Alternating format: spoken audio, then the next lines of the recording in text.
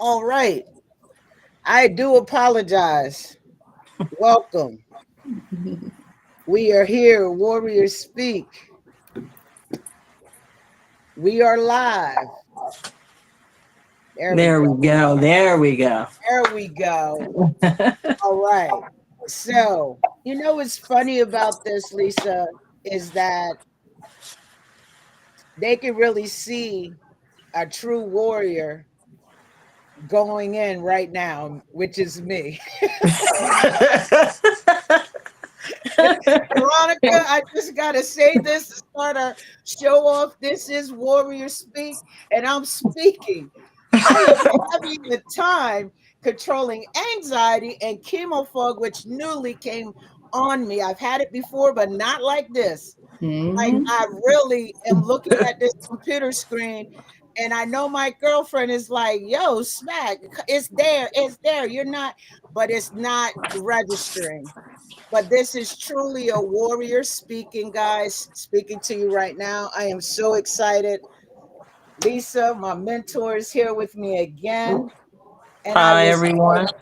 yeah, we were supposed to come on a week ago. Unfortunately, I was not feeling well and I did not have energy. And as Lisa says, I need to listen to my body.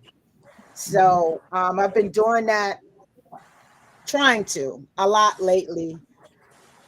And so we are here tonight. I'm so excited. We have our first guest. I am so excited. You know what I'm saying? While you're introducing our guest, the picture I just want to say was just fierce. Oh, thank you. Yeah. Definitely a photo of being resilient, not caring. Because I'm gonna tell you, when we get into the conversation, I'm gonna tell you when I saw that photo, I shed a little tear a little bit Oh, because I wasn't as fierce with my baldy when it happened. Lisa tell you, I cried like a baby for a couple of weeks. But I just Mhm. want to tell you, you did that. And thank look you. at you. That's beautiful. It's pretty. I just have to say the photo credits go to my son, Daquan Price. He's the one that helped me to see my beauty again because I lost it. I didn't see myself as beautiful anymore. And he captured those moments for me and helped to remind me Mhm. that I am still God's masterpiece. Mm. And yeah, so hey Daquan, I hope you're watching. Thank you so much Why for do I know that name? Daquan Price. I know that name. I'm sorry. I will take my meds after my show. he I does know amazing Daquan Price, photography. and it's gonna photography. That is correct. Okay. So Lisa, I'm gonna let you introduce our special guest tonight. Yes, yes. This lady here, um, is my cousin-in-law, my sister, my friend, um, an inspiration. Um, Veronica Pitts.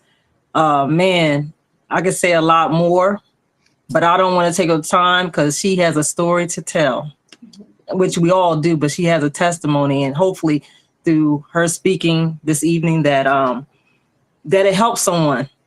That's what we're here for. Definitely that's what we're here for. I just say, I'm proud to have you on. I'm glad you accepted the invitation. We talked about this, and I'm like, Mhm. she has to be the first guest right now because she's just coming through and going through, and that's the be in the real right now Mhm. of of being in the situation and being able to tell her story. Yeah. And what I Uh, love about the fact is, and we'll get into it. You know how mhm. I am, Lisa. People of color. You know what Yes. I'm saying? A lot of the commercials you see aren't people who look like us. Keeping it real. And that's Hmm. why the motivation behind us doing this. We spoke about that, Lisa, when we talked about this, what, 2 years ago. We spoke Yeah. about doing this podcast, and we needed to get our people out front more. So, you want to start with the first question? Okay, because I'm going to Go go. ahead. Go ahead. So, can you share the moment, Veronica, when you were first diagnosed with cancer? What went through your mind when you heard the news? So, with my cancer journey started, I actually found the lump myself.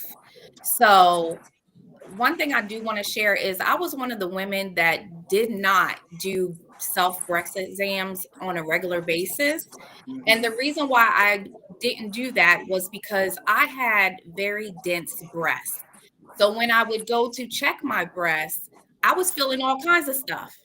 So I was telling my doctor, I don't know what's suspicious and what's not suspicious. I feel a bunch of lumps. Mm-hmm. So during my 20s and my 30s, I really didn't check my breasts on a regular basis like I should have. But once I got, a little bit older and my mom was diagnosed with breast cancer, I started to, check my breasts and just feel for things and on a regular basis to see if I noticed anything abnormal. Mm-hmm. So in October of last year, I was laying in bed, in which I typically check my breasts while I'm laying down in bed. So I was laying in bed watching TV and I just was rubbing on my chest just to see if I felt anything abnormal because the year prior, I did feel a huge mass in my right breast. But when I went to the doctor and got it checked out, it ended up just being a cyst. So this time last year, October, I felt it was like a small frozen pea. It was like a small ball. Mm-hmm. And I was like, that don't feel right. And so I had my husband feel it. And I said, babe, does this feel normal to you? And he was like, no. I said, I'm gonna go get it checked out. And so I went to my OB/GYN and my OB, and she felt it. And she was like, yeah, that's kind of abnormal. She was like, I wouldn't be too concerned because typically if it is cancer, it's really not the shape of a ball like that, hard like that. She was like, but I'm going to get you checked out anyway. So I went and had all the tests done, and I had a mammogram and a ultrasound, and they ended up finding 3 tumors. So not only did they see the one I found, but they ended up finding 2 more. Mm. And so they said we need to go ahead and biopsy these 3 areas. And so I went in for a biopsy and they took out 9 tissue samples from all 3 areas. And when I went back in and got the results, 2 out of the 3 tumors were cancerous. So I was officially diagnosed on December the 6th of last year. When Oh. I found out and heard the news, I was completely devastated. I just lost it in the doctor's office. Completely devastated. I was not expecting to hear that again. I had had a scare the year before, but it was a cyst. So I thought it would be a cyst this time. Mm-hmm. But so when I actually got the news and the doctor said, it is cancer, I just completely lost it because I wasn't expecting to hear that. Right. And another reason why I wasn't expecting to hear that as well is because my mom, when she got diagnosed with breast cancer, she did the genetic testing and Mm-hmm. it was negative. So I was like, thinking, I'm not too worried about it. My mom's negative. She didn't pass the gene to me, thinking. And so, yeah, I was completely devastated. The first person I called, I called before my husband reached out because my husband was there too with me. Before we even left the doctor's parking lot, we reached out to Lisa because I know my sister had already, been through the Mm-hmm. journey. She was experienced, she's always been willing to share her testimony, never shy about it. Mm-hmm. Um, and so she was the first person I told my husband to call. And she got me on that phone. I mean, I was sobbing. Yeah. And Lisa just reassured me that she would be with me every step of the way of my journey, that I was not alone, Yeah. which meant so much to me at that very moment, because I was just diagnosed. And to know that I had somebody in my corner that had been there, that knew what I was going through, knew what I was feeling, was so reassuring to me. And it actually gave me hope in that moment Mm-hmm. because, when you're diagnosed, you immediately get bombarded with the negative thoughts. So to Yes. have someone to speak to Mhm. close for a moment and to, reestablish hope in your heart, was Tell very, me about it. very. Woo! I love Yeah. hearing that because Lisa was I feel like she's I have her saved in my phone as Lisa Godson. Oh. That's how it's saved, in my phone because I could call her at any time. Mhm. And if she didn't, I remember one time calling her about 2, 3 o'clock in the morning. I said, I ain't wake you, did I? But that's when I was in my head. Yeah. Yeah. So I understand what you're saying. And that's was it in one or what they did found it all in one or was Yeah. it So both? I had the cancer in my left breast, and again, 2 out of the 3 tumors was positive. Mm-hmm. And when I went for additional testing, they ended up finding that it had spread to my lymph nodes. Mm. Then I was diagnosed as stage 3. Oh, Yeah. yeah. Yeah. Them lymph nodes. I still don't have that feeling back underneath my underarm. Mhm. I don't have it, but I'm used to it now. If putting deodorant on still feel funny. I just, I don't have that full feeling.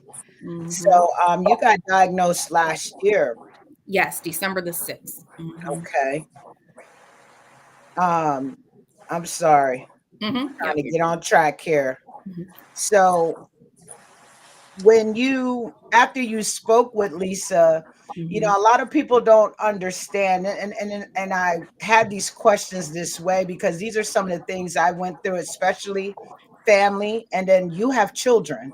Mm. So what I want to know is how did you process the emotions of your diagnosis? And I know Lisa was your first, but how was it like to try to be strong around your children? Mhm. Well, so that day after I talked to Lisa, I immediately went to family to get my prayer warriors Mhm. to lay hands on me, Mm-hmm. because I knew that this was not only going to be a physical battle, but it was going to be a spiritual one. Mm-hmm. And so while I was talking on the phone to Lisa, I was also driving to my in-laws, and I had my sister, Mhm. my mother-in-law, my husband was there, and I told them, my niece, and I told them the news, and they all circled around me, laid their hands on me, and spoke life into me.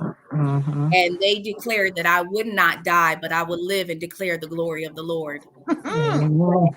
I Mm, knew yeah. I had to do that for me, Right. because I knew that I didn't have the strength to fight this fight alone. And so that was a critical moment for me, a critical moment, because I believe in that moment they planted those seeds Mhm. to produce, a bountiful harvest. So in addition of telling Lisa, I did tell them, and again, poured a little bit more hope into my heart, gave me a little bit more strength, a little bit more faith. As far as my children, I did not tell my children right away. I was about to say, tell Mm, that part yeah, because that was a hard part. It was so hard for her, and I had to explain to her, not cut you off, mm, Ronnie, but to explain to her that what Hannah went through, seeing me go through cancer, and she was 10 years old, nine going into 10, and I was telling her, she's like, I don't know if I could tell her, but kids, they know, they Yeah. see. You Mm-hmm. might not tell them. That's what I told Ryan. I said, you might not say anything, but she knows something is different. She's going to see that your hair is gone and you're weak. You're not looking like mommy and, things like that. So I had to let her know at some point. So yeah, so Lisa's daughter is the same age as my daughter. So Savannah Mhm. is 9. Oh, So Savannah is the same age that Hannah was when Lisa was first diagnosed. And then I have, older children as well. So with Savannah, I decided not to tell her until my hair actually started to until my hair was shaved, until my hair fell out. And even then, what I did was I ordered this book off of Amazon. It's for children, and it's how to explain to your child that you have cancer. It explains to the child what cancer is, the different treatments that you may have to take, how the treatment is going to make you feel, the differences in your everyday life that you may experience that they'll notice. And so I read that book to her, and I asked her if she had any questions for me, and she took it like a champ. Like I thought, Awesome. that Savannah is a mommy's girl, Mhm. girl too, but she's a mommy's girl. And so I just thought she was going to be devastated, but she took it like a champ. And she was just like, "Mommy, I hope you feel better soon, so that we can do all the fun things that we used to do." Right. Now, when my oldest daughter, um, she took it on the chin, but she said when she left my house after I told her, she broke down in the car, because I'm her biggest cheerleader. Right. I'm her biggest cheerleader. So she was like, I can't imagine my life without you. Like, I just can't. Like, you have to do this. And so my oldest daughter is a chef. And so she started meal prepping for me. She started juicing for Awesome. me, and finding Mhm. ways to change my diet, to try to fight this in the dietary realm. Right. So she was a big support with on that end. But yeah, it's hard to tell your kids because you don't want to scare them. Because I knew my oldest daughter, she's a worry wart, so I knew she would worry. And then with Savannah, I wasn't in the proper mental space at that time to handle bombard of questions that she may have had. Right. So I had to take the time to mentally and emotionally prepare myself to be able to answer any questions that she could have had. Right. And for me, it's like I'm still trying to wrap my head around it myself. So I didn't feel like I could be there for her in a moment that she would need me to be there for her until I got it together myself. I had to get my thoughts together first. Right. And that's what I think that's what it is for a lot of people, right, Lisa? Because Yes. there were certain people, like I wish my brother had let me tell Tell your story. Yeah. Wait. you know what I'm saying? But my brother, he's like, I always say he my second daddy. He calls everybody in the family. I wanted to tell my family first, but at my own time. You know what I'm saying? And And so I kind of appreciate it, but I wasn't ready for all the questions. You know and what I'm saying? And so I was the type that I just have to let me deal with this initial shock first. You know, now let me find someone to help me get my mental right. You know what I'm saying? And I said, let me find somebody who's going to be there for me and help me get through it. And then I had to think about my girlfriend. You know what I'm saying? There was like so many things and you know, I understand when people have to understand that when we yeah. find this out as an initial shock, we control the narrative and we control how we're going to bring it out. Yep. Me, I was a little different because Lisa tell you I'm in a lot of things. And I know you from somewhere, but I do a lot for a lot of people. I'm an activist. I was doing a lot in the Dover community, trying to stop some things, loitering ordinances from helping my people. And I'm like, how am I going to keep what I was working on going? Look, I'm trying to run for office for something. All of that was put on hold. I ain't gonna say that it was gone, but when you talk about the spirituality, I feel it through this program. I became so close with my God, and you'll hear me say my God because I talk to him like he my homie. You know what I mean? Not quite like how Jamie Foxx talked to him, Yeah. but and when you talked about people laying the hands, that's the first place that I went to. I called my pastor. Yep. And I called Pastor Franklin and I told her what was going on and I couldn't get it all out. I was crying. And she said, baby, come to me. And that woman laid hands on me. And you got to be careful because you don't want everybody touching on you. Yep. Mm-hmm. Knew that my pastor accepted me for me. And that prayer that she put on me, it gave me strength. Yep. Mm-hmm. You know what I'm saying? Mm-hmm. And the blessings that came out of it after the first one are just amazing. You know, and then Lisa sending me spiritual stuff every day because there's time I tell you, Veronica, I wanted to quit my treatment. Mm-hmm. Yeah, she did. Girl, I me called too. look, I said, yo, I'm changing. But then I had to look at it. Lisa always say the right things. God trying to give you a new body because he about to bless you with something big. Something so small like that. Well, it was not small, it was big to me. But Mm-hmm. you know, other people who are not spiritually into it like we are wouldn't understand that. So when I was like, Lisa, my skin is falling off my feet. It's just peeling. I called her for every Nails falling little off. Yeah, nails, my nails turning black. I would walk black. around and talk to people like this. Yep. Yep. I'm My saying I nails go turn to the black too. grocery Yep. store with gloves on.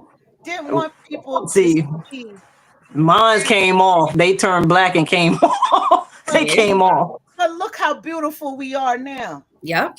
Mm-hmm. I God mean, bless I got a grade of hair that I've never had before. I ain't got to put no S curl up in it no more. it. I You know we crazy. twin and I got my little curls coming Yeah, back. I see. Look at that. My one of my male favorite friends said I look like he cuts my hair. His name is Marvin. He said you look like a Dominican puppy. I said stop it. I said stop that. But yeah, let me you know, because I could talk. Oh Lisa, yeah, but I just want to piggyback off what you were saying. So if anybody's watching, yeah, that what Veronica's saying, telling your kids, telling your family, you people don't understand. We all two-time cancer survivors, but I learned from my first one. My sister did what your brother did, Smack. I was in the hospital. She told everybody I was in the ICU. She told everybody. Everybody thought I was dying. They came to the hospital to see me. My aunt, she's a preacher, Melissa Dukes. She came up there and she like, girl, I said, how? She said, Sylvia called me. I said, I'm fine. She said, she made it seem like you was dying. I said, I said, Lord, and I had to tell my sister, why did you do that? Why did you do that? I know you in their brain, they're figuring that they're helping you by telling certain people, but then it comes those questions that you don't have answers for. Because the thing is, like Veronica said, let me get my mind straight. Let me take this in. Let me soak all this in. Let me get the answers. Let me go to the doctors before I can tell anyone, because what's going to happen is if you tell them ahead of time that it's like this, the phone ringing, what's going on with it, and it stresses you out so much. Yep. It does. And I had to deal with that fallback from her doing that to me. And, I was like, I'll handle it. But I had to explain to my family, when I find out, I'll let you all know. So when I got cancer the second time, this is what I did. I had to control my own narrative. So we got a Facebook, a family Facebook, Johnson family, the Dukes. And I just put the same message so everybody can get it one time. It wasn't one person calling the next person like they did before 20 something years ago, where one person found out, and by the time you get to the end of the line, it's all misconstrued and it's not even the right story. tell me about So, so I did it that way, so everybody can get the same message. They can go back in the chat and look at it and say, this is what Lisa said. So nobody said that Lisa said anything other than what she put in there, and that I'm fine. I will, if anything comes up, I will let you know. I will record my journey, the surgeries, everything. And I think that families cannot take it personal. Yeah. They cannot, because when you are in our shoes, or anyone that's been in this situation, you have to understand that's stressful to not have answers to the questions that your family have, and you don't know, and you got so much going on Mhm. in Yeah, your brain. yeah, Too it's a many lot. questions. Yeah. You And it's know, But stressful too when people, people ask you, well, I'm here for you. Let me know what you need. Is there anything I can do mm, for you? And that's mhm, mm, stressful in itself because it's like, I don't know what I need right now. I just need you to pray. You know what I'm saying? Like, hmm I'm still trying to figure out what I need, and so yeah. that's stressful too. Like, I just tell people to show up. Sometimes some person just need a call or a text, and that's where I come in a lot because I text a lot, to just send words of encouragement and things like that. They don't need. Sometimes you need a listening ear. I'm yeah, always here for a listening ear, you know. But the thing is that people have to be.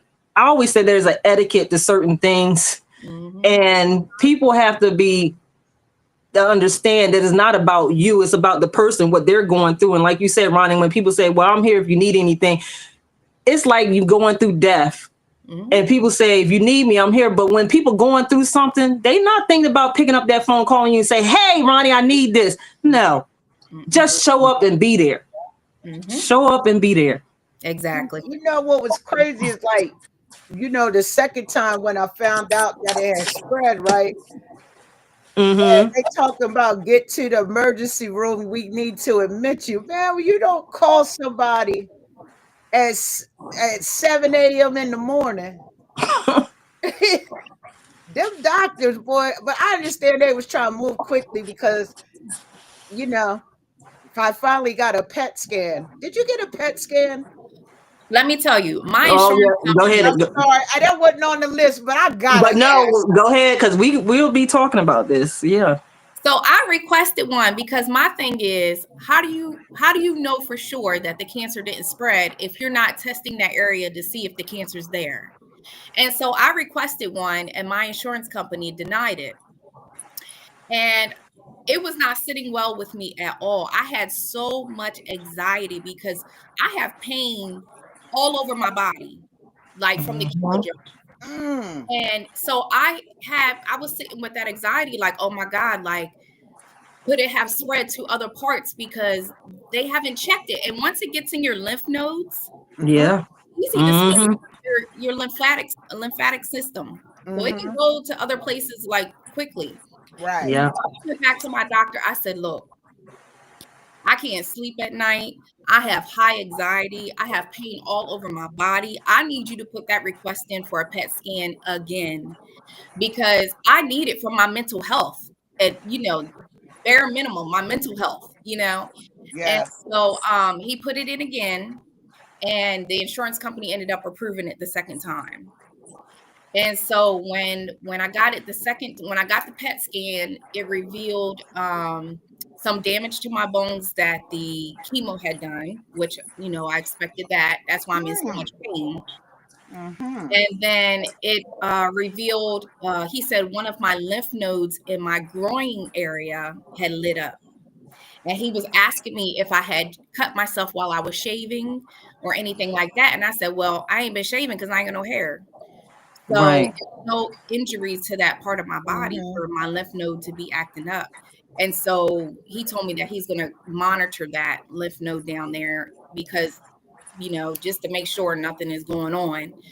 But Right. having a PET scan should be automatic for every cancer patient because you can't tell me Mm. not to Mm. worry about if my cancer spread if you didn't check my other Mhm. body.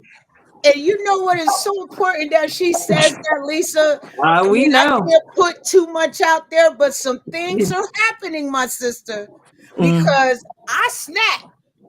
When I Mm-hmm. As tell you you should. snap, they call me miscontrol the narrative up in there. Lisa tell you up there at Bay Health, because that's where I did my treatment. Mhm. Miscontrol the narrative. If I didn't feel like I could do treatment that day, because when Lisa told me that, I'm thinking I got to keep with the regimen. She's like, no, you control the narrative. Mhm. If you feel as though you can't do it, and I said, Lisa, I can barely walk. She said they might need to check your well, I was dehydrated, right? I was so Mhm. dehydrated, they had to do hydration on me instead of giving chemo. But I want to get back to this PET scan Mhm. because Lisa, tell you, I've been complaining about my neck and my back up in the mid part. I have been Mhm. complaining. Right, what about a couple months, about a month after chemo, after I got the red devil, something is not right in here. Then the pain would go here, then it would go here. It just kept moving around. They were sending me for X-rays. But insurance companies need to stop playing with us because I don't think Mhm. it's the doctors, it's the insurance companies. Mhm. Yep. And I feel as though any person that is diagnosed with cancer, we need that PET scan in the beginning, the Yep. Mhm. middle, and when you're done. Yep. Because I feel like they could catch it and you won't have so many people. And nothing wrong with it because we warriors, but we shouldn't be saying 2, 3, 4-time warrior. Catch it all at the same time Yep. so that you can fix it. Don't make it seem like it's a money thing. Yep. These are people's lives. Mhm. Yeah, I and lost and my job, Mhm. but and God that's what I was blessed me telling. with a better one.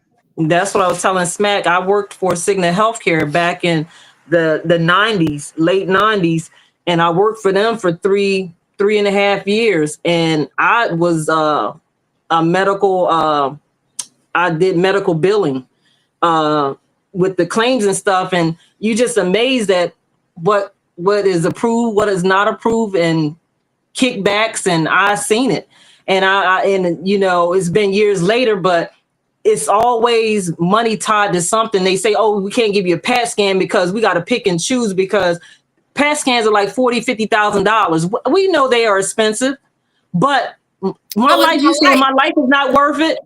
Like seriously, like we shouldn't as Black Americans be going from ringing the bell. I say this all the time. I said it to you all, ringing the bell, and then 6 months, 8 months, year later, we going still getting our checkups. They giving us the CBC metabolism panels. We got to take the blood work and stuff. And then within that time, something is aggressive and something came back. And then You all of a didn't give sudden a you're PET stage scan, and 4. yeah, and didn't give a PET scan. But when I had my first cancer and I had the tumor underneath my sternum and I had the surgery, that first cancer for non Hodgkin's lymphoma, they gave me a PET scan for 5 years. I got a PET scan every 6 months for 3 years. Then after that, it was once a year until they knew there was nothing. So it's amazing how 20 some years ago, it wasn't a problem, but now it's a problem with people that have cancer, or even more breast cancer. You telling, yeah, it's money, but you telling us, okay, I got everything, but look at Smack, look at you. Mhm. Look at other people that no is no longer here. Woo! Confirmation, Mhm. confirmation. Yep. I hope she's watching this, but I'm gonna send it to her later.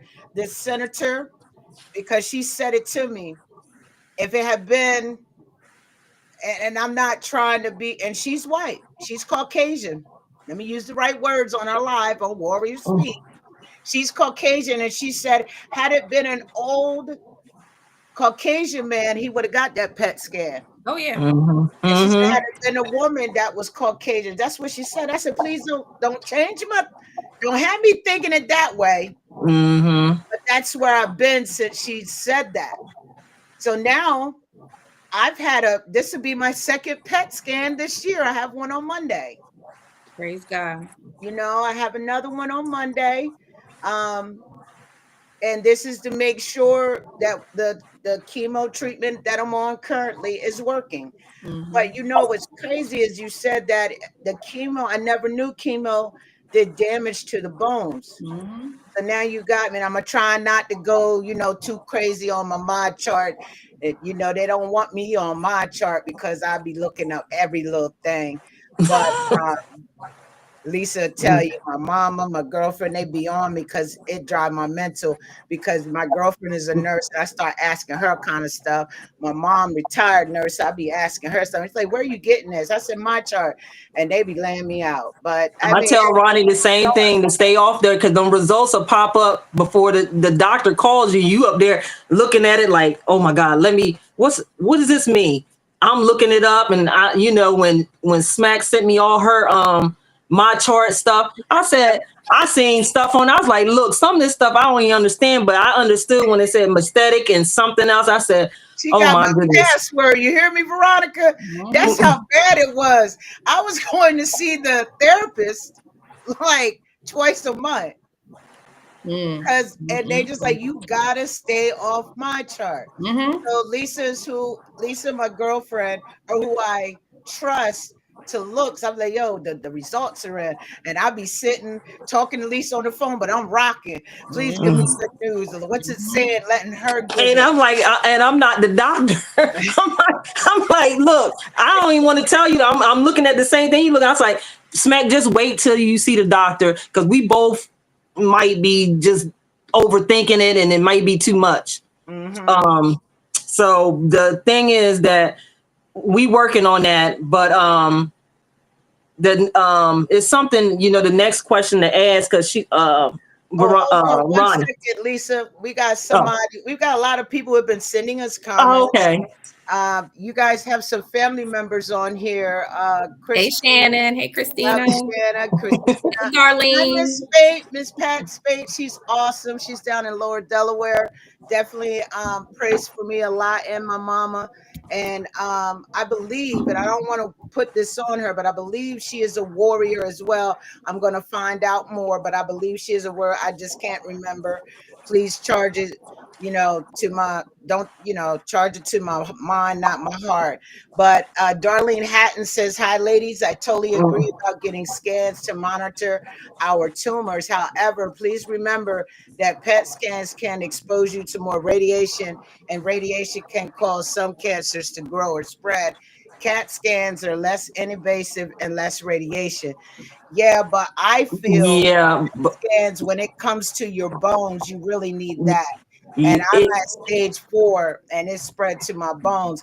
If I ain't gotta be taking this eye branch because it's not working, okay, let's get the next thing going. And I appreciate you letting us know that, Darlene. Thank you very much. Thank you, But Darlene. I thank think you. that I mean, I go through radiation treatments too. So I'm like, hey, it's a little bit more, you know what I'm saying? So I appreciate you for that comment. And everybody, she said, yes, that is okay. Yes, yeah, Miss Spate is a warrior as well. And I just want to say here at Warrior Speak, and we're going to get back with Veronica, but I just want to say, me and Lisa want to say that if any of you would love to come onto our show, it's very important to release. It makes you feel so much better to release some feelings. We're not saying you got to come on here and tell every little thing, but your story can help someone else. You know what I'm saying? Someone that gets on here later and they see someone that looks like them and they're sharing their story. We have to get that out because, Lisa, you know where I'm going with this. We as Black women, and especially some of us hold down the household, it's a pride thing because we're wondering, okay, who's gonna help me, who's going to do this, and it's a pride thing for us. It's not a bad thing to share your story. It's not a bad thing to release.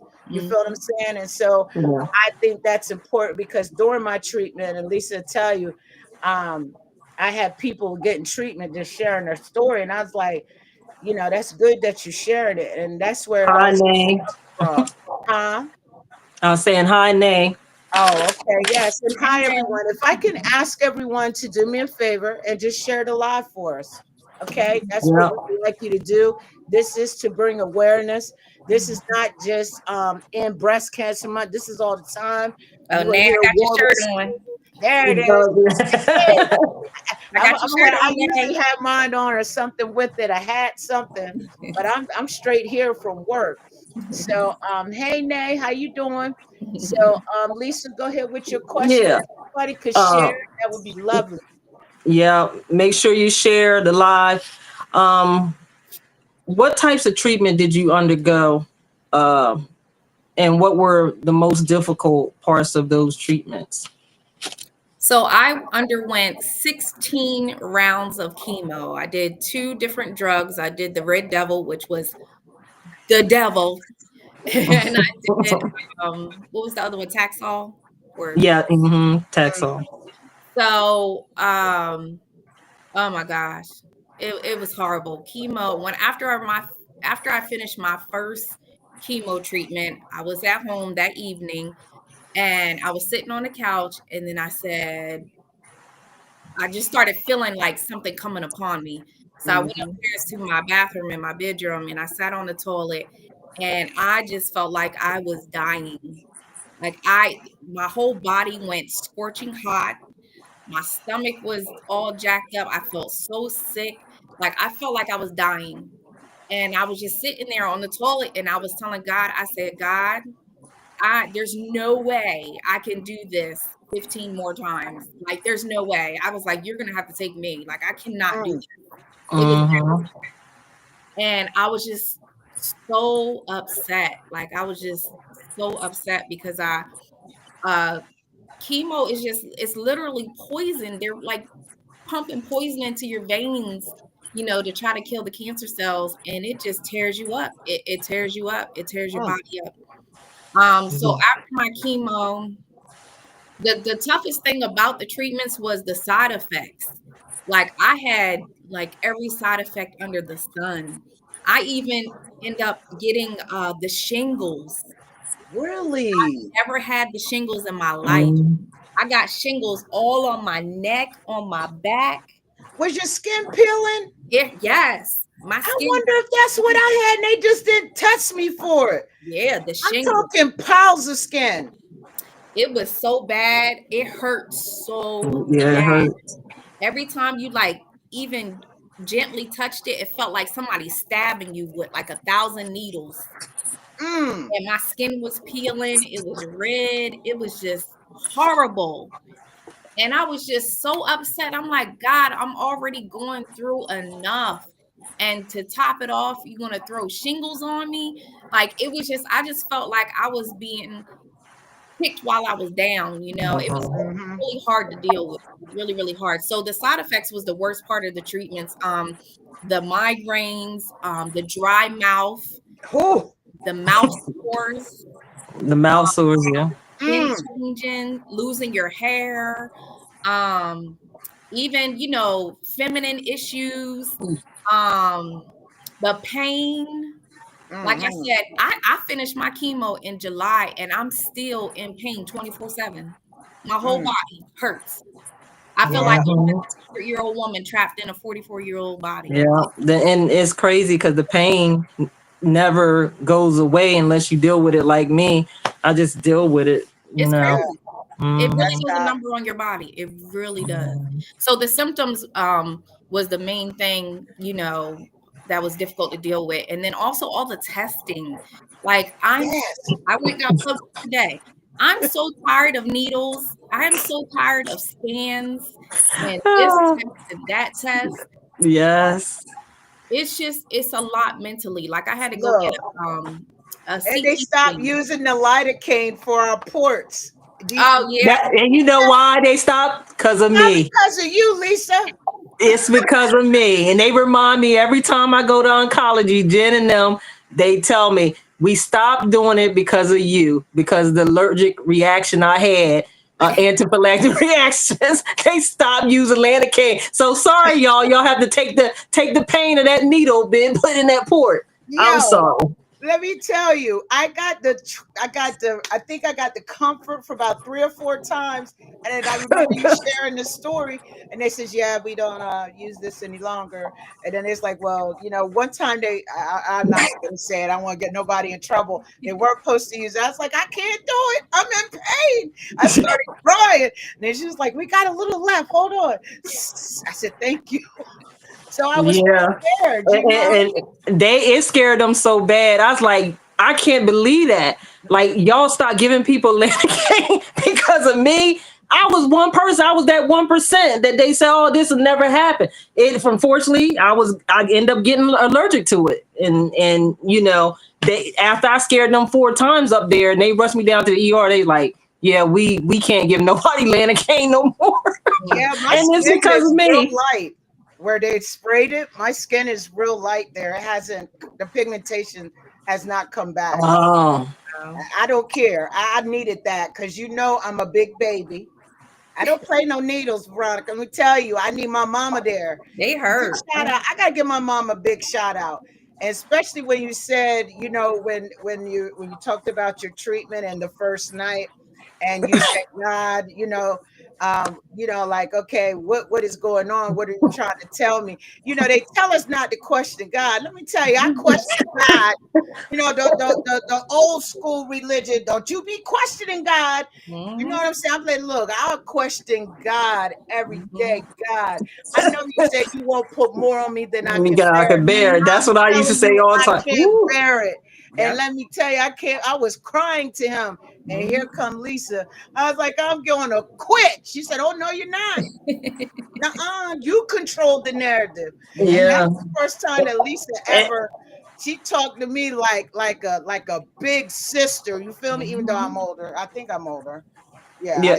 I am older. You Yeah. but you only older by probably a year, I'm whatever. still older, you know what I'm saying? But anyway, But that's she what was I that told. aggression. That's what I told Ronnie. I said. I said. I told her the same thing when she felt like she wanted to give up, because I was there when I wanted to give up. I really did. I didn't have any support. I didn't have somebody doing what I do, with you all, where y'all can call up. I didn't have that person. So that's why I am the way I am now. Like, anybody that needs help, people refer people to me and say, talk to Lisa. She know, because she's been doing this for over 20 years. She had cancer twice. I know. And, there's things I know that they don't tell you. If you don't know, you can't ask. Mhm. And if they know, they not going to tell you. You got to find out stuff on your own, And but it's I had a crazy. whole breakdown. I said, Lisa, but they about to fire me, man. Oh man, I was like, this is smack. This ain't supposed to happen. It's smack. I was going through everything. And if it wasn't for her knowledge, my job couldn't get rid of me right then and there. I had to do radiation next. And they fired me in the middle of it. They wanted me to come back to work with raw breasts. Are you Wow. serious? I'm a big girl. Can't Mm-hmm. be walking up in here working. I can't And wear no. like I told Ronnie, I tell all of y'all, I tried that. I did it with the first cancer. Tried to go back to work and end up sick after a few months, had to go right back out on FEMLA. Did it again. But I had a union job. I was at Verizon. I was making good money. They were paying 100% of my benefits. So I was good, but it was just that I didn't want to be out of work too long. Even though FEMLA covered me, you still had to be, within the, when FEMLA says you got this many weeks out or whatever. Mhm. I couldn't control that. I had to go back, get sick, end up in the hospital again. And it took some time. But at the same time, I tell people, and I told Ronnie, I said, when you're working, they have to accommodate you. They didn't accommodate me.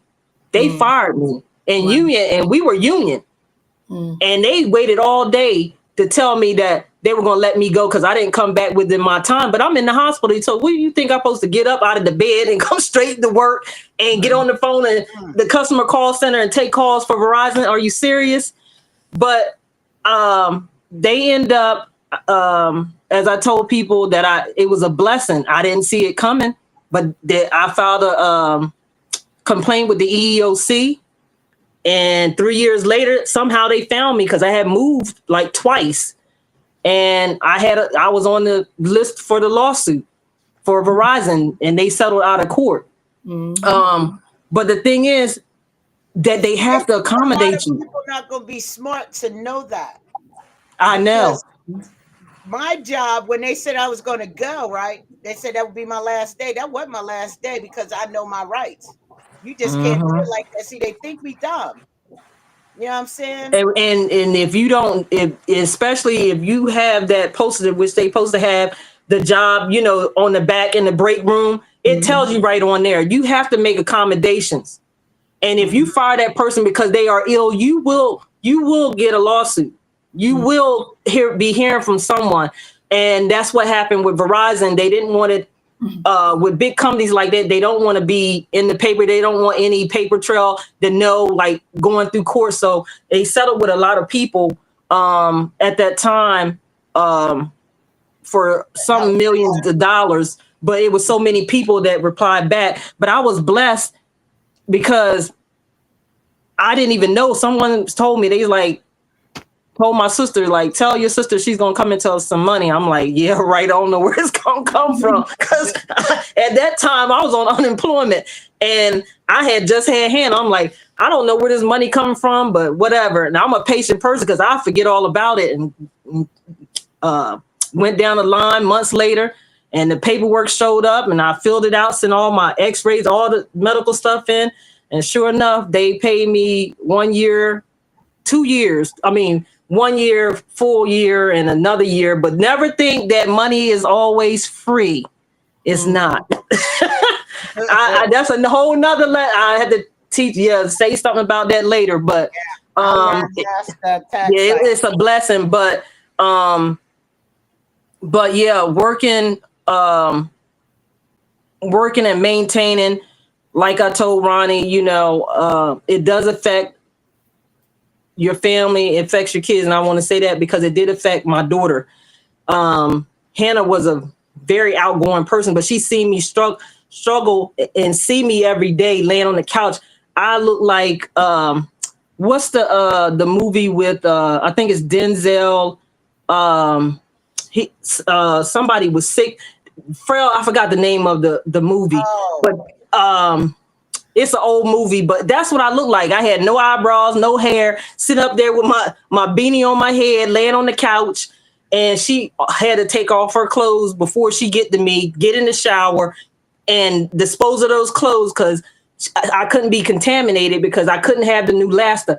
I don't know if y'all had the new Lasta, but I know I couldn't have it because I was allergic to it, and it's a lot of stuff that they won't forget my face in oncology because I was just, they call me the problem child. But I couldn't have that booster, so I had to stay away from people. But I end up getting pneumonia because I wanted to go out for homecoming weekend 2018. And that really, homecoming gonna be there. Yeah, man, it was a struggle. Back on you. It was a struggle, but I went out and ended up in the hospital. And like I said, God rest my best friend. He's going on, but he the one took me to the hospital. I had to call. He had to take me to the hospital. I was in there for 2 weeks right before Thanksgiving. Came home and ended back up in there in December, like 2 weeks later for 2 weeks. Pneumonia. And that's when I said, I got to take this serious. I can't be around anybody. I didn't have anyone to really help me to take Hannah to school. I still had to get up every morning and take her to school. And that's why I try to be a help to people I come across and friends and family, because I know I didn't have that help because everybody worked. Some people did help when they could, but it wasn't a constant help. I still had to struggle every day to put them pants on a whole hour to get a pair of pants on and struggle and move because my levels were low. Potassium, y'all, I won't forget those days. I just won't at all. But I know with Veronica going through and telling her story and we telling our story, that's when I want to ask you the next question to go into that. I didn't finish the treatments. So I did have a double mastectomy in October. Now, the reason why I decided to do the double mastectomy was Who because was your doctor, if you don't mind me asking? Huh? Who was your doctor? What did she say? Not the same doctor you had. We not saying that told me I couldn't. Yes. So the reason why I decided to do the double mastectomy is because of the fact that my breast tissue was so dense, and I was afraid that if I kept them, that they might miss a reoccurrence. Because when I found the lump, I was up to date on my mammograms. I had just had a mammogram 10 months prior. So, and I feel like they missed it, to be honest, because my breast is really dense. So I made the decision to go ahead and remove both of my breasts. I had the expanders put in immediately, and so they are expanded right now. And then I'm going to have reconstruction surgery, hopefully the D-flap surgery, where they take your tissue from your abdomen and reconstruct your breast with it. That surgery will likely be in February. So as of right now, that's the only treatments that I've had. Let me tell you something. Me and Lisa went through this. I needed Lisa's, they sent me home and told me to think about, because Lisa came, she came to my appointment with me. But when I went back, and I think if Lisa was there, I would probably have gotten my double mastectomy. Mhm. But I had Lisa on speaker, and I told her what I wanted to do. I wanted to have a double mastectomy. I said, I'm a tomboy. I ain't gonna miss these things. I'm a tomboy. You know what I mean? I'm not, you know what I mean? And she's like laughing. Oh, we just don't do that because you want it. We're gonna do a lipectomy. But I had pumped myself up Mhm. because Mm-hmm. Lisa asked me questions and had me think about things to make sure that that was a decision I wanted. You know what I mean? And you don't get that when you're in there. They Mhm. just tell, you know. Mhm. So I was like, so you basically saying we just going in here and cutting the lump out, and you're going to remove some lymph nodes and test them to make sure, da da da da. But I'm telling you, I wanted a double mastectomy because I told her I don't want to go through this again. And Mhm. what? I'm a two-time warrior. So I get it. And I will not be going back there. Oh, me neither. I'm done. Not. I'm I'm not done. laughing because I already know y'all both y'all are even on that consensus of that. Yeah. Yeah, because Yeah. she laughed at me too when I went in there and I was telling her about my pain. Excuse me. I was telling her, I said, I'm in pain 24/7. My body hurts so bad. And she laughed. She laughed. Like, and so I left out of there. I said, never again, never again. I will not be returning to her. Look, it has been proven over and over again that women of color, Mhm. our concerns, our pain, our symptoms are not taken seriously. Mm.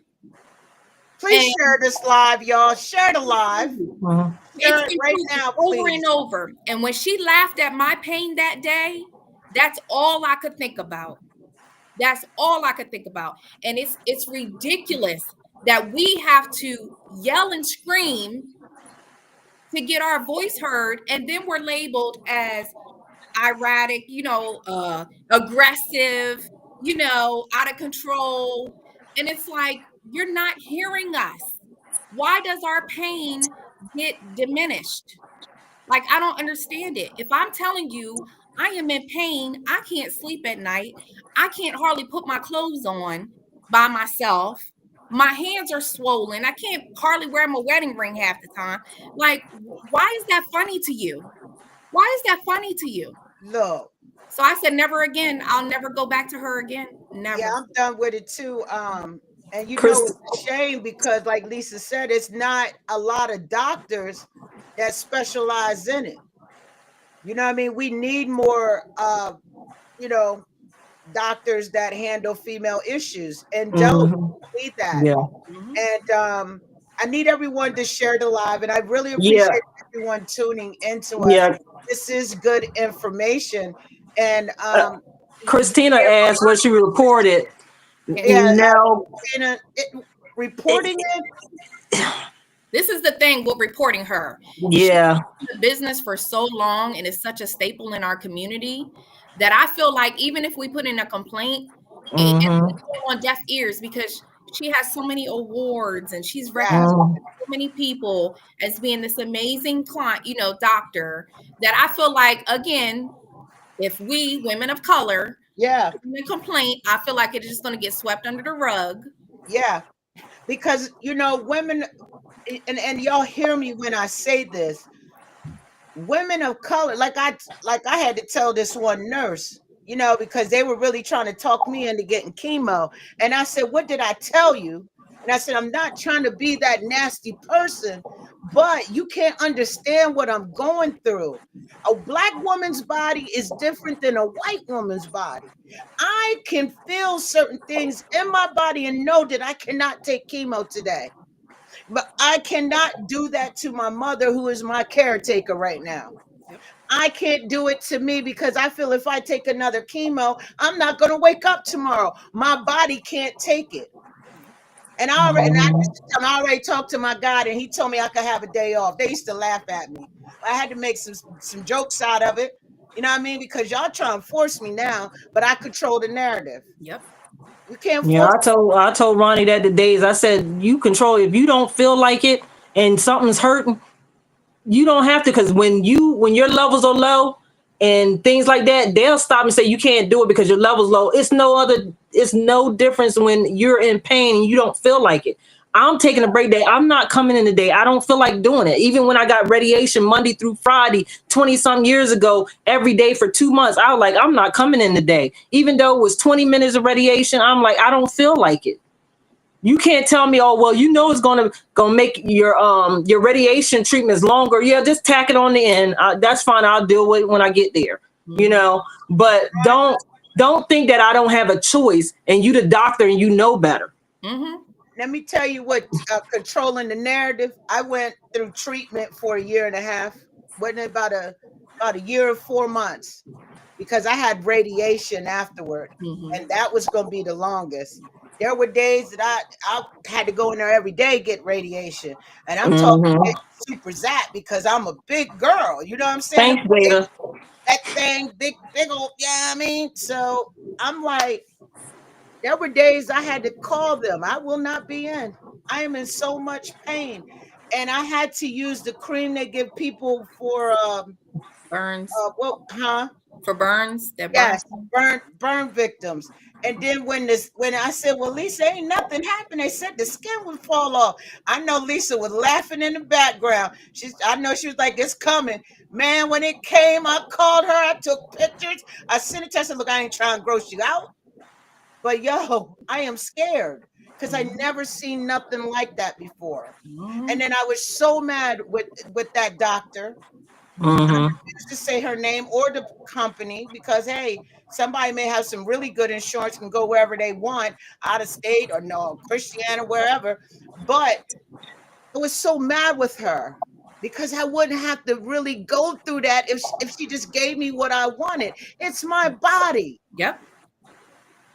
But go ahead, Lisa, into the next question. Because this is about the support where we were a while ago, Yeah, and basically,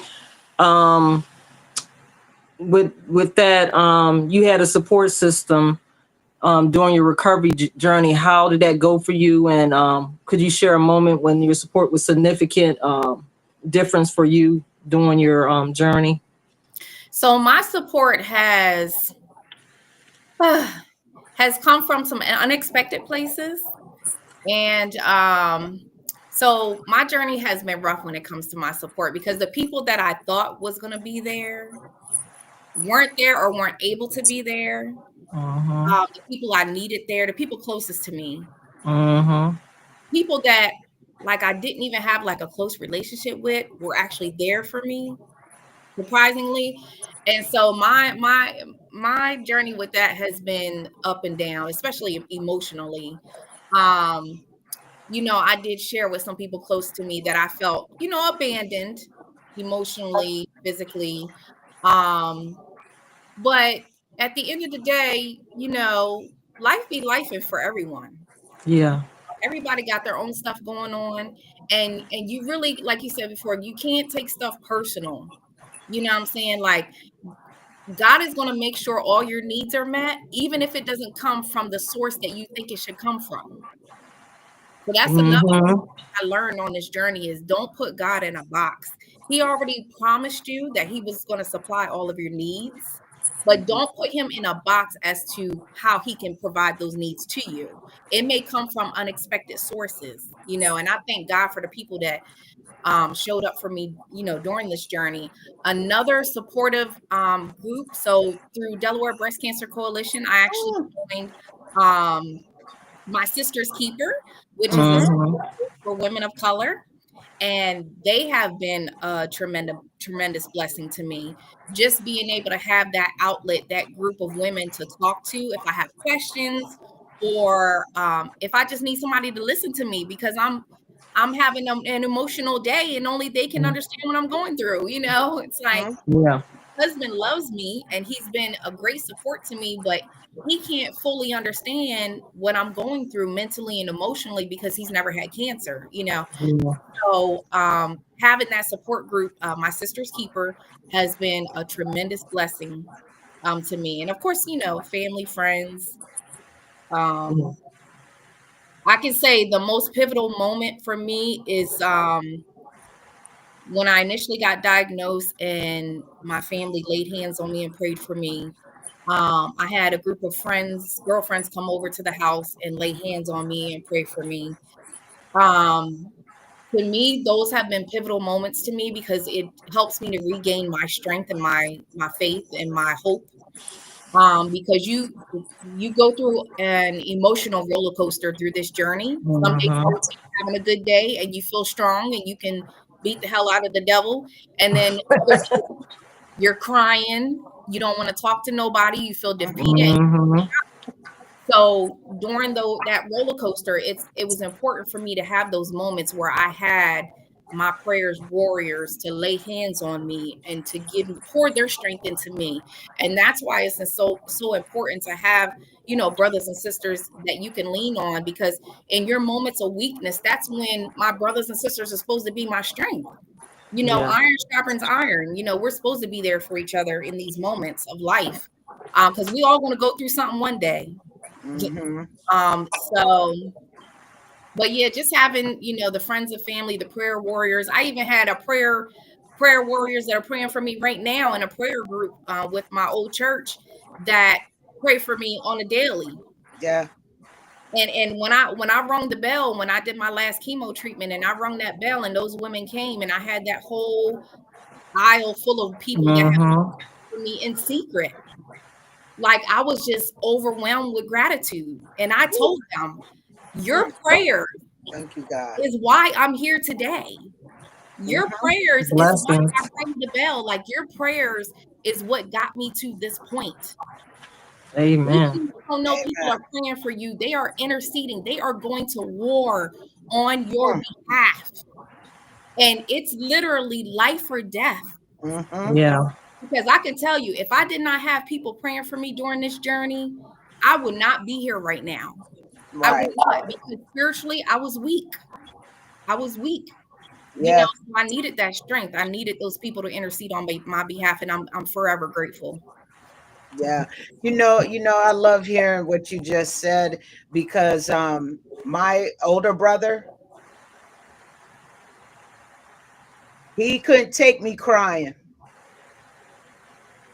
Because he didn't know what to say. And Yeah. he's in North Carolina and he's not here. Mm-hmm. So he would text me every day. Everybody had tasks.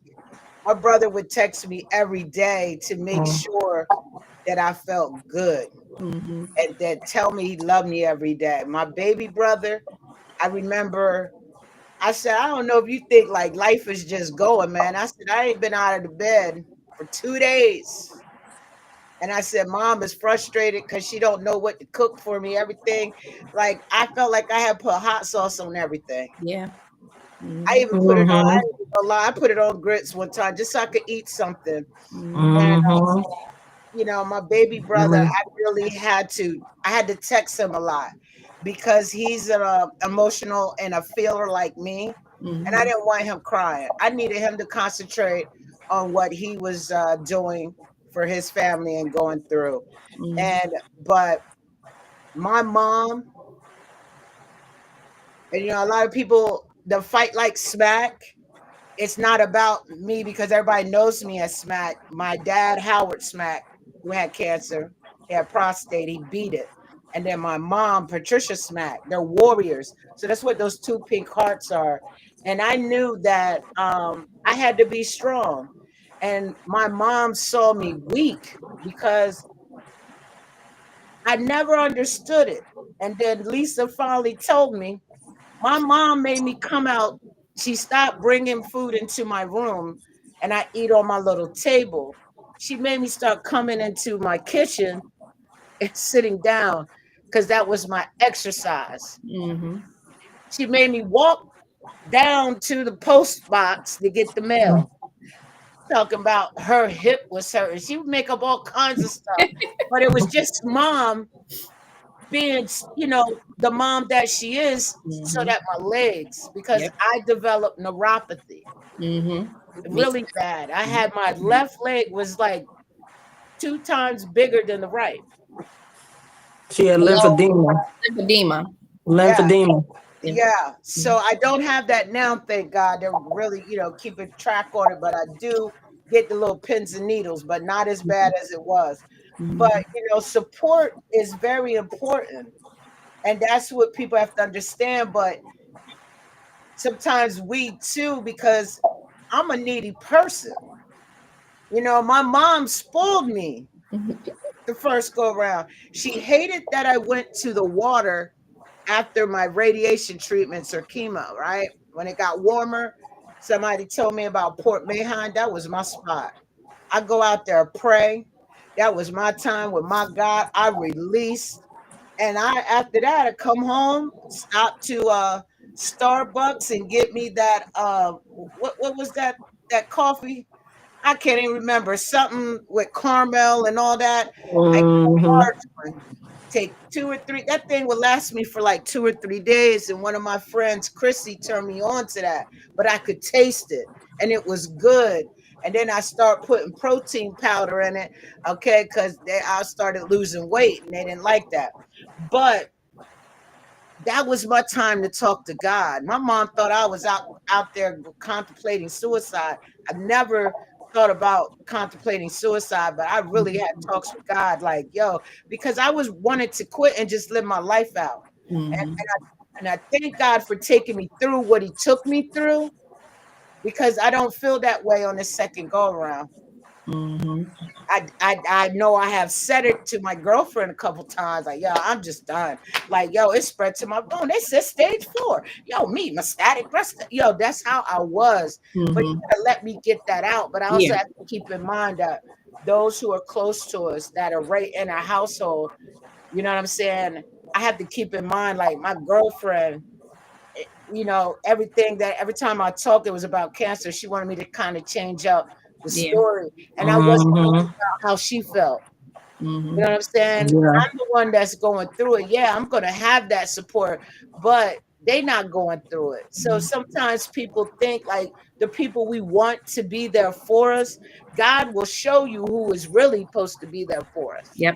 And Mm-hmm. sometimes it's strangers, people you don't even know, Yep. because there was a time where I did not receive a paycheck or any type of funds for 6 months. And I said, and Lisa tell you, and Lisa told me, she told me about all different kind of programs. I was Mm-hmm. like, Lord Jesus, this landlord trying to take me to court, trying to evict me. Next thing you know, all this cash app flowing, money coming. Big shout out to Family First Funeral Services, because of how I treated her brother when he Mm. went through Jarvis, when he had his stroke. It laid it on her heart. My birthday, they came through, a million the poet, all of them, man. It just blew my mind. A high school friend, yo, what's your cash app? Just by me sharing my story, letting everybody know I'm okay. I would get Mm-hmm. them live. I was singing church songs, learning how to do TikTok. I can't believe I did that, but it was on my heart. Mm-hmm. And then money, Yes. like Lisa said, I wasn't worried about it because God said He gonna take care of me. And Yep. it just started coming from places that, like you said, where we don't expect. Mm-hmm. And just thinking about it, can't nobody tell me that my God ain't real. Mm-hmm. You know Oh, what I mean? I'm more into Him now than I ever been in my life, because I got hurt by the church. You know what I'm me saying? too. So Me my too. faith has Mm-hmm. been restored to Him, but we got our own relationship, Yep. and the conversations we be having. He speaks to me through my gut. You know what I'm saying? But He keeps talking to me because I keep thinking about this PET scan. He's letting me know it's gonna be okay. Mm-hmm. That's what I'm worried about. But I'm Mm-hmm. glad we talked about support. Support is very important. Yes. Yes. And people can't get mad when we don't answer the phone. Like, yo, we going through some things. It Mhm. doesn't matter who, like, I don't care at this time that, you are who you are, this big, senator with, hey, I don't feel good. Yep. I'd rather you speak to me when I got energy. Mhm. And then I'm only going to talk a little bit because I need to reserve my energy to get ready to do chemo and radiation. Exactly. And I appreciate you sharing it because sometimes I feel like I be just going. I could be a big. Lisa tell I'm big baby. I'm a big baby.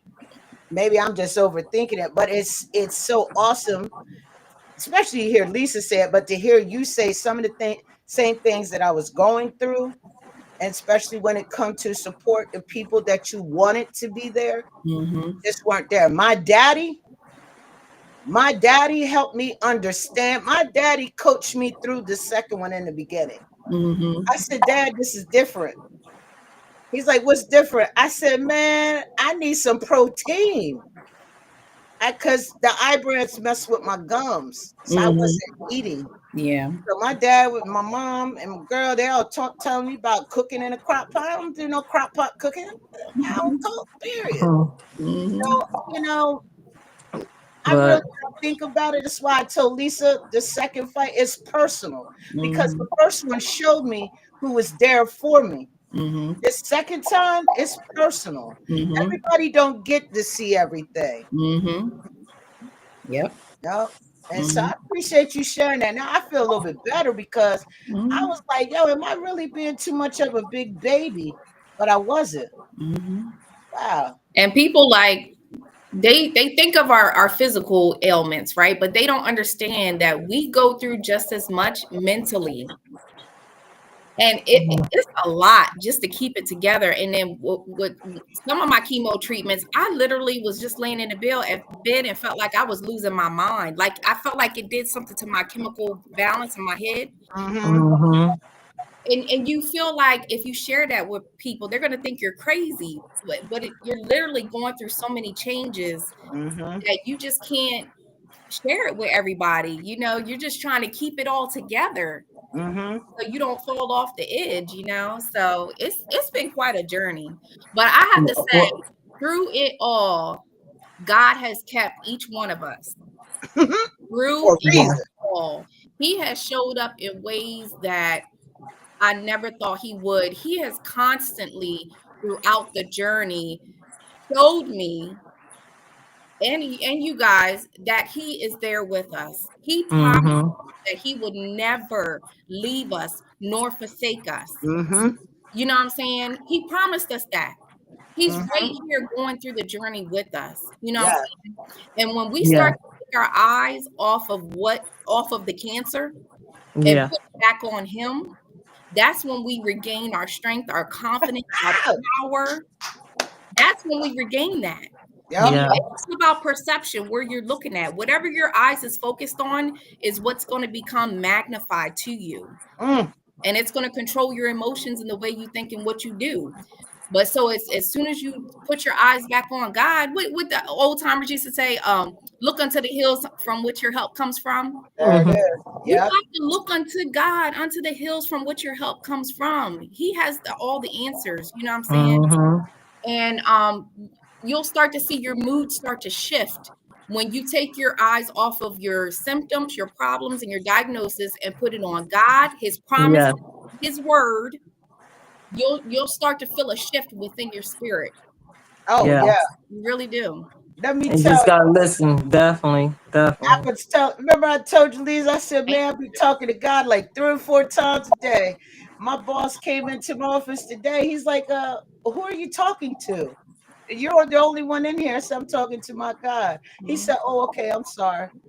Cause I was fighting. I was like, look, I was trying to get this, trying to get something done, this report done. I said, Lord, please just give me 40 more minutes and the workday is over and I'll be done because my body was saying it's time to go to sleep, right? And Mhm. I'm telling you, head was nodding. But my God is so amazing. He Mm. just put a boost of energy inside of me and I was able to complete my work. But Mhm. I really do need to start listening to my body. Because Lisa, I know she's seen. She been texting. I'm like, yo, I'm getting ready to come home from work. I've been kind of pushing myself a little bit. I did that in the beginning. Yeah. Because before my diagnosis, I worked 3 jobs. I was out there helping my daughter with her business, you know, working a full-time job, working a part-time job. So I was really out there moving and shaking. Anytime my daughter needed me or anybody needed me, I was like, I'm on my way. But then when my body, you know, my tumor, I had a tumor. I don't know if you got, I had a tumor like right here that got real big. And so anytime I moved my arm or anything, I was in pain. You know, I hurt. I had to really, like you said, listen to my body and slow down. Because I felt when I pushed myself too far and I went to go do something I had no business doing, I suffered for the next couple of days. I was down. Yeah. Lisa told me that too. She said, Smack, listen to your body. She would tell me this on every call. And I'd be like, but I tell everybody that.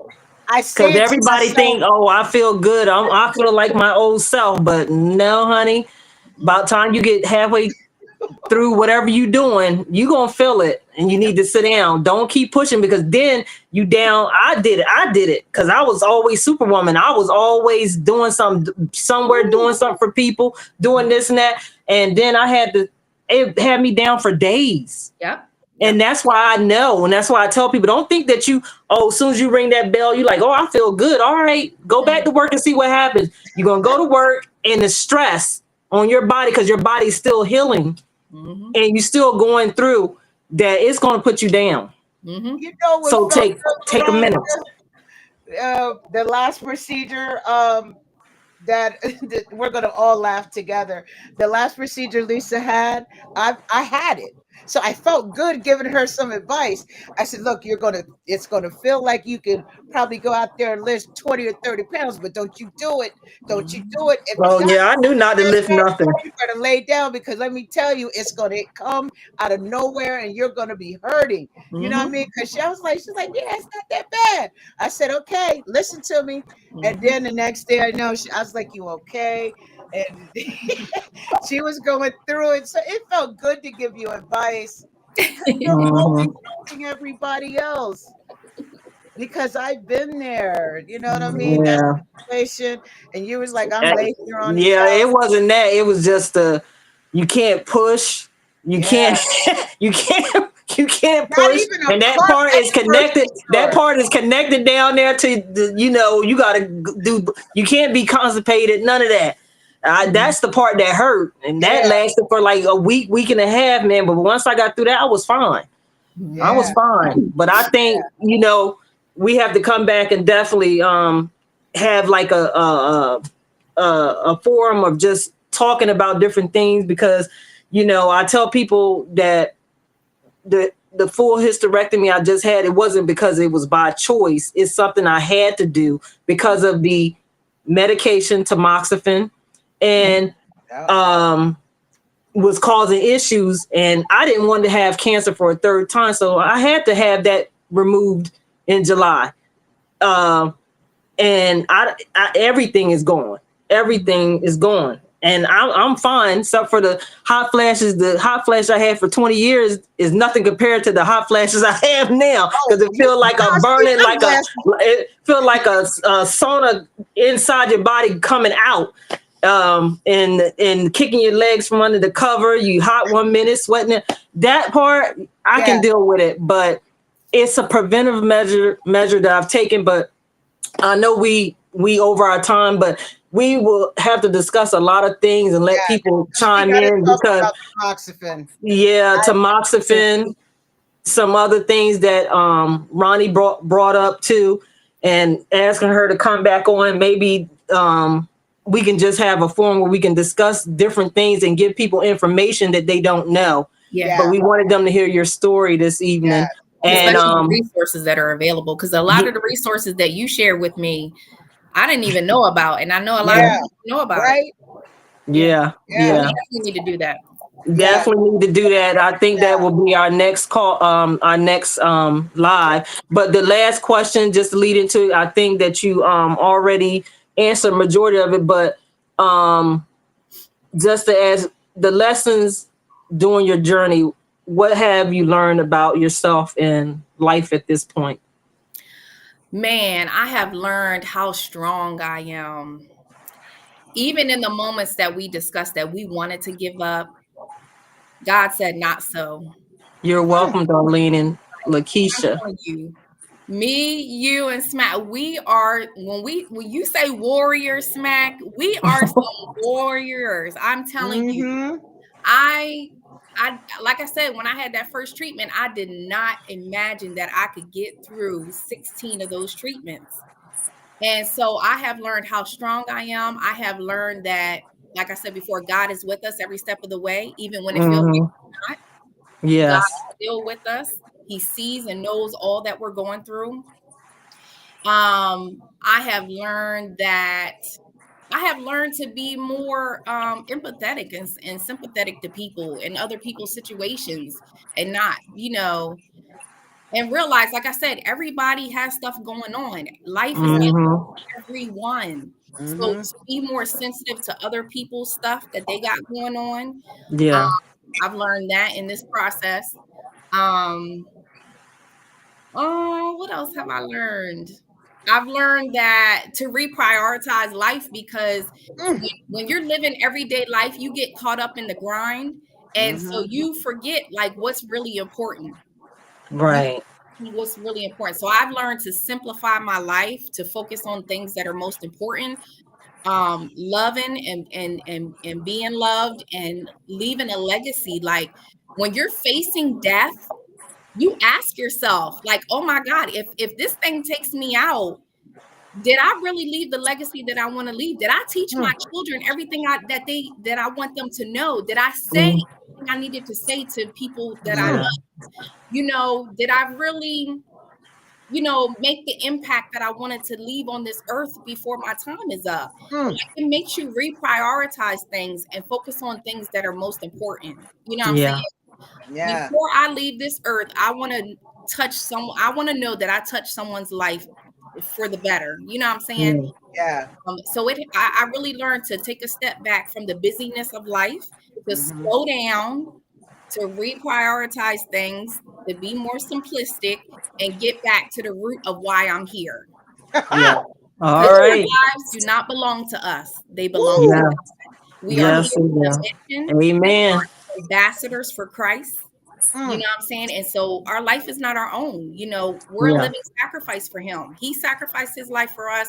So our lives are a sacrifice for him. So it's like, God, what do you want me to do before Mm-hmm. I take my last breath? Forgive me for being caught up in the busyness of life and losing focus on what you truly have me here to do. You know? Mm-hmm. Yeah. And so because that's all the enemy wants. He wants to keep us distracted Mm. by Yeah. Mm. culture, by Talk life, about by it. family, by whatever. He wants to keep us distracted so that we can't focus on our real purpose here. Mm-hmm. And I feel Yeah. like, God allowed each one of us to go through what we went through because he knows we're going to use what we went through to help someone else's life, to make Yes. impact on other women and men that are going through cancer. And so I Yeah. just God Are for the you opportunity. a minister? No. Man, tonight, tonight. I feel Yeah. like you. She speaks like that all the time. She speaks like that all Man, the I time. love it. I love it. That is Yeah. great because people are on here. Were telling you there was like preach Veronica. That was Miss Oh, Phyllis. Um, we had Nay. Oh, here we go with my hey, eyes. Nay. I'm Nay gonna say, felt she said this if you was click good on that for both little sides. message thing, you can see it too. Yeah. Ronnie. And then Miss Pat Spade. Prayers abound for all. God is the healer, and that is true. You know what I'm Hmm. saying? No, no, I'm telling you. And some said, "Come on, Veronica."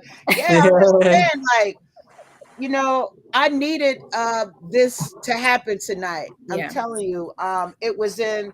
I'm gonna tell you earlier. I felt very tired. I said, "Oh my gosh, Lisa might have to do tonight by herself because I haven't been able to sleep at night." me neither. I'm Yeah, getting like 2.5, 3 hours of sleep and yeah, then going to work really hard for work. yeah. And it's been like that the past couple of nights. But while I can't sleep, I am absorbed in the word of God. You know Yeah. what I'm saying? Mhm. Because I feel like he's trying to tell me something. And I love how you said we are warriors. You know, God has us here on a journey, not a journey, but a task. You know what I'm saying? Mhm. And that there is a reason why all of this is happening. And I love what you said, Lisa. You said, you know, we're going to come back, and I would love to do it as a panel discussion. Yes, And maybe yes. it's something we can shoot for in January, because I would like, is it Miss Cummings? Your Oh yeah, Tony, yes. yes, My I would like cousin. to get Hmm. Tony, your cousin, on here as well, because I think that's amazing what she does. But we cannot stop what we're doing. But Mm-hmm. I would love to have a panel discussion. Um, it'd be cool if we could find a space that isn't small, that's a little roomy, and do that in person and invite people, you Mm-hmm. know, so they can see us. But if virtual is the way we do it, that's the Mm-hmm. way we do it. You know how I get. I mean, I'm masked up. I don't know about you, Veronica. Mm-hmm. I'd be masked up. I had to speak today, and I was so upset with myself because I left my whole thing a mask at home. But my coworker, she saved me, because I wasn't going to speak if I didn't have a mask. You know what I'm Mm-hmm. saying? Yeah. And she's like, "Oh, I got plenty." I said, "Thank you." I said, "But don't touch it. Can I get it?" And she said, "No problem." I had my little gloves on. But Mm-hmm. I, but definitely, if we don't come back, I don't think before the holiday. I don't know. I think we should do something nice before the holiday. I think Verona should come back and give a sermon. It's like, I'm joking. I don't Look, know. I just When we want to come thank back, you too. I think. Oh no, go ahead, Ronnie. I just want to thank you too for the opportunity. I'm really humbled by it. I really do feel like we overcome by the words of our testimony, and I'm learning Mhm. that not to hold it in. Someone needs to hear what all of us have gone through. You know what I'm saying? Mhm. Somebody out there needs to hear our story, and we shouldn't be ashamed about what we've been through. Oh Um, no. so I just want to thank you both for the opportunity. I love you Oh, you both. quite welcome. In this fight together. We are in this fight together. Yes, we are. Definitely. We'll definitely convene if Ronnie get a chance, but I think we should provide like have. I want to do the panel, but for us to come back and give information and talk the different things that we talked Mhm. about, like the medications, the side effects, the PET Yeah, we scan need to talk about information, it. Mhm. the different Yeah. things that the resources and things like that. Mm-hmm. That's what we definitely need to hit on, since they heard our story and still give some input, if we can try Okay. to do that before the holiday. That. We could do that before the holiday. We could do that on the next show. You know, we can make that happen. We'll talk more offline, and I Hmm. definitely want to do that. And I could create little, you know, message things that come up while we're not here in the face, and we'll be off to the side, but we could put it up on the screen. We I, gonna get this. This is gonna it's gonna get to more people. oh Mm-hmm. yeah, Just sharing the live and putting it out there so people can get information. I had one or two people reach out to me that people have sent to me again for asking information. And honestly, one of the young ladies, she's young. She's 30 and she had stage 0. And I didn't know anything about a stage 0 at oh all. And I yeah. was being honest. Uh-huh. And I had to direct her to certain things, but I learned certain things too. And she's been in touch with me. I've been keeping I need to check on her this week because they were trying to get her to do chemo. And I'm like, Mm-hmm. she didn't have anything. They did a biopsy, but it was minute. You know what I'm saying? But they Right. said she did the radiation. She did finish radiation. I think one day this past week she finished, or last week, and they told her she had to take. I said, well, I don't understand why you have to take chemo. Now in my brain, I start thinking about they pushing medicine where they don't need to be pushing medicine. Right. Um, um, I told her I would tell you have control over that, but they said they want to give her tamoxifen. Mm. So Oh, I don't know. She's oh, young. She has no kids, oh, and so I don't know. Everybody, I they need to told her, take that off the market, and I don't care what nobody says. That is um, the worst pill. Do everything. You already well, well. I mean, it's only 2 pills you can take. The pre and the post. And unfortunately, I Then just you told her find with a something stage 0, I'm not a doctor, but I just feel that's aggressive. Like if we all had chemo and radiation, somebody with a stage 0, it says that they follow up and make sure nothing, they keep an eye on things. That's what it says when you pull it up on Google. Like, I'm like, why are they doing all this extra stuff? Why? Is it for the money? And then you putting stuff in her that she don't need. Yeah. That I'm really very, I see your face. I'm telling you, I told her, I was like, I'm gonna pray for her. yeah, I'm Tell going her to check on her. Tell her like you told me, go get a second opinion. That's what I told her. I said, you need a second opinion, because don't allow someone saying, well, if you take this drug, I said, if they telling you, she's like, why do I have to take it if I took radiation? Y'all said y'all took everything out. They said they got everything. This is so it doesn't come back. Yeah, and I said, what is the possibility if you take it and it still comes back? And then you got these side effects. So my mom, when she had her breast cancer, she had the lumpectomy, and they were pressing her to do Thanks, chemo Nay. Mm-hmm. and radiation. And my mom refused all of it. She said, I ain't doing none of that. And people don't understand they can refuse.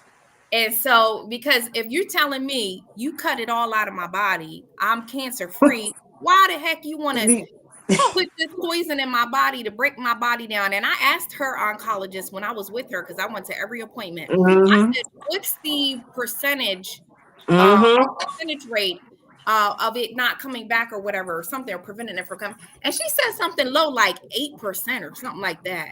I said, so you want to put her body through this torture for 8%? Darlene, I will.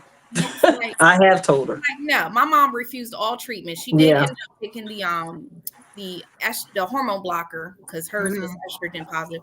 Yeah, But that's what mine was. She declined chemo and radiation. You got to do what's best for you. Yeah. And I feel like if she's stage 0 and they said they removed it out, well, why put her body through that? Chemo tears your body. I know. And I told her that's aggressive. I was like, I had stage 2A. You had stage 3. Smacking had. I was 1. You was 1, and now you 4. Now and we 4. All had chemo. I couldn't have radiation this time because I already was radiated 20 something years ago, but I had the chemo. Why are you got a stage 0? Why are they trying to give you just did 3 rounds of radiation. They say they got everything. It's fine. Oh, now they saying you need to take this cancer, take this chemo. I was like, no, you can refuse, because again, like I said, Ronnie, like you said with your mom, what is the percentage? If I take this or not take it, what is the percentage that is going to come back? You can't tell me, if you can't give me a percentage that is not going to come back once I take this, then if you saying I don't know, I'm not taking it. I told her not to take it. Well, so look, I'll keep her in mind. I'm probably gonna keep her in prayer. Yeah. Look, okay. This is how we're gonna close out tonight, right? Mm-hmm. We all gonna just share something that one thing that you weren't honest about to your family while you went through treatment. And I'm going to tell y'all, and I wasn't honest to you, Lisa. I stopped taking tamoxifen myself, but I was going to the pharmacy still, picking it up, picking up your medication. That I was taking it. I quit taking tamoxifen when I went. And you know what did it? Oh, Nurse Sandy. She said, well, Vondelier, when I had to come back from my appointment with them, she's like, well, Vondelier, you never called us back to get the tamoxifen. Did you stop taking it? I was like, oh, yeah. Well, when did you stop taking it? I said, after probably like 2 months. She said, well, why did you? I said, because I kept telling y'all, making me feel it was hurting everything, my body, pain here, then it go here, then it's in my back of my head, then it's in my neck, then it's in my back. Now look at me. I wish you would have said something. I said, I did. I actually could have cut the pill in half. It was too much. So that's my secret. It's out now. Well, my mom was mad. I ain't gonna lie. No. I kept that from her. but I don't. I didn't. I stopped taking tamoxifen. Oh, Your okay. Well, I story, didn't know I heard that. about what you went through, and then I Mm. started reading stuff on Google. Man, people was dying off of tamoxifen. I ain't want to die yet. Ain't want my time. I stopped taking it. I control the narrative. You Mhm. did. You didn't tell me that. Yeah, don't tell nobody. Well, there the world. It's out there now. Yeah, Sandy I was don't. upset with me, but she'd be all right. I for me, my niece just put on here and said for Lisa probably amount of pain because she thinks she's Superwoman. I don't Yes, think I'm Superwoman. she I just been a go-getter. It's just who I am. I don't did. stop. I hustle all the time. But pain, I got a high tolerance for pain. So I just deal with the pain. I mean, I ain't no point of complaining to the doctors because they're gonna give you another medication. They give you another medication. That medication does something to you. It helps covers the one problem, but it masks the one problem, but it causes a whole nother problem. I don't want to take a whole bunch of pills. I'm all, that's where I was at with the tamoxifen, but that's why I had to have the hysterectomy because of the tamoxifen. So yeah, the pain, I can deal with it. I can deal with it. I've been dealing with it, 6 years now. So that's the only thing I can say that people don't know that most days when I'm doing this to my hands, Oh, they I in see pain. I that in know real Ronnie, when time. we went to Suicide Bridge, she had the same issue. The hands, boy, it just hurts. And people don't understand. Like when I be cooking and stuff and I be doing those platters, it hurts. My hands lock up. My fingers lock up. I And see it it's smacking, firsthand. seeing it happen. Yeah. So, yeah, the pain, I deal with it. So for me, something that I haven't shared with my friends or family is I would have to say how deeply it hurt me um that people couldn't be there for me when I needed them the most. And the reason why I didn't share that with some people is because I understand Mm-hmm. why they couldn't be there. Mm-hmm. So it's something that I worked out through therapy Mm-hmm. instead of, sharing it with everybody. But like I said, you go through an array of emotions while you're on this, Mm-hmm. Ooh. and certain things you need to work out in therapy. Mm-hmm. I would suggest mental health therapy for everyone on this journey Yes. because Mm-hmm. it's really helpful to work you through those emotions of how you're feeling.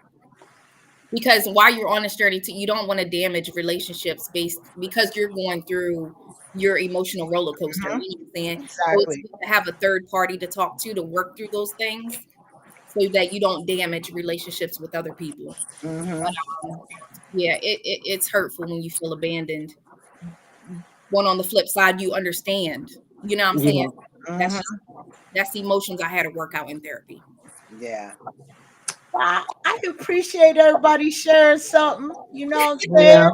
I feel I got that off of me. I'm sorry, Lisa, you have found out this way, but I really thought I told you I stopped. No, you didn't. No, No, no, I'm you didn't so tell me that. sorry. Yeah. Yeah. Yeah. Well, my Yeah. girlfriend, It's all she just right. found out too. But you know what's crazy? I took all 5 of them bottles back to Bay Health and dispensed them correctly. They said, "Wow, you got this many." I said, "Yes, you told me to bring them in. Here they go." It's crazy, but but I but appreciate y'all sharing that. yes. And to everyone, and you guys are still on here. It's amazing.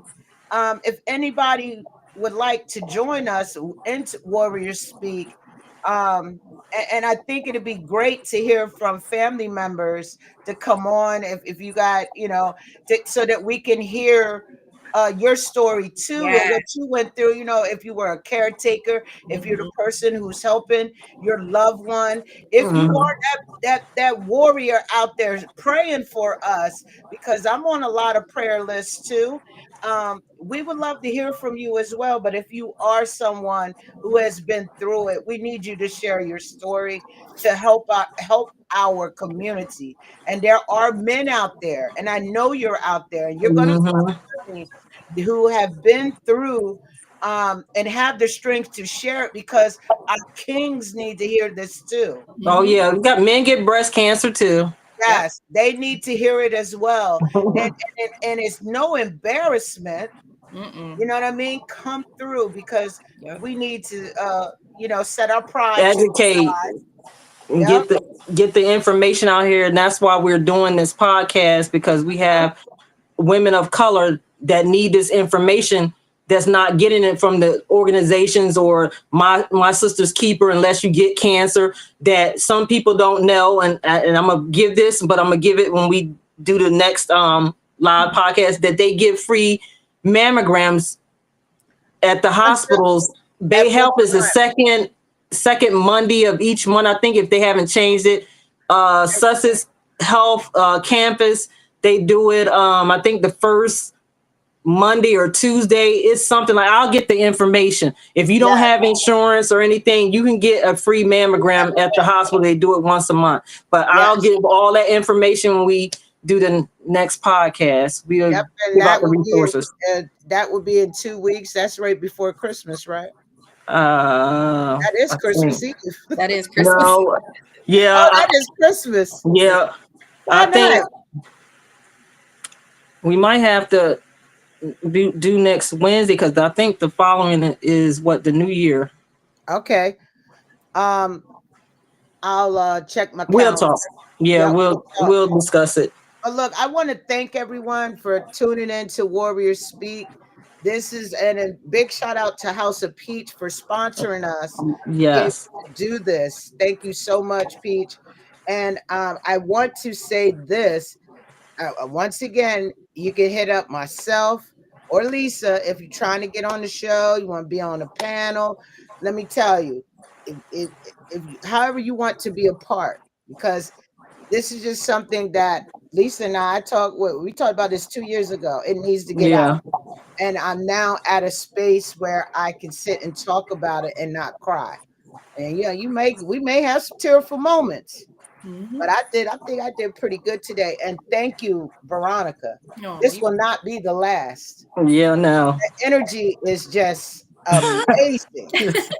Like, you ministered to me tonight, and that's why I asked you, are you a minister? So I don't know, I just love what you said, and it just reconfirmed some things for me. That's so I good. want to say thank you, and I know this will not be the last. I hope you can join us next week to talk about the different services out there for people. Yes. We're gonna dive deep into all the stuff that people need to know. Yes. Need to really know. And and second opinions, control. Don't take the first doctor tell what they tell you. Always get a second opinion. Yes. Exactly. All right. Well, thank All you. right. Thank you, everyone. All right. Thank you. Everybody for Coming back tuning next in. Wednesday. So we'll see you guys then. And thank you. And please share the live, and God bless you. Yes. Have a great night. All right.